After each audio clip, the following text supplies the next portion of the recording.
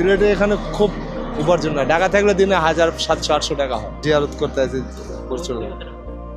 শাহজালাল বাবার দরবারে আসলাম, এখানে আসে জিয়ারত করে যাবো আর কি। তো এর মধ্যে কর্মটা নিচ্ছি আর কি, কর্মটা কাছে থাকলে ভালো। পাতা থেকে হাতের শিল্পপতি কাজ আর কি। তবে আমাদের তো সব কাজের কোনো মূল্য নাই বাংলাদেশে, এসব কাজের মূল্য তো বাড়ে দেয়। এরকম করে আর কোনো রকম চলি জীবন কাটায়। আমার জন্মস্থান বাড়ি বগুড়া জয়পুরহাট, সিলেটে আইছিলাম, বেশিরভাগ থাকি ঢাকার দিকে।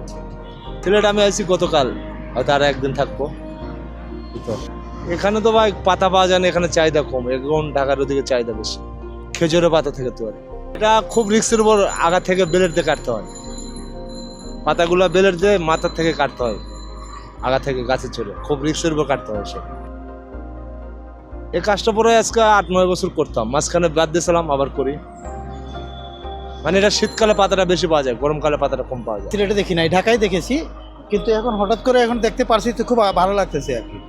এখানে বন বিভাগে এটা দেখতে আসলাম, দেখতে আসার পরে এই চিত্রটা দেখলাম।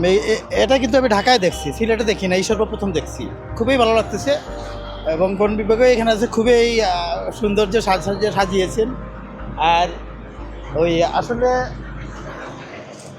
এটা যদি আমাদের সিলেটে আরও এই ধরনের কারোর কাজ হয় তাহলে তো আরও সুন্দর লাগবে। আমাদের ছেলে, আমাদের অনেক যারা আছে, এগুলো শিক্ষণীয় ব্যাপার স্যাপার আছে না।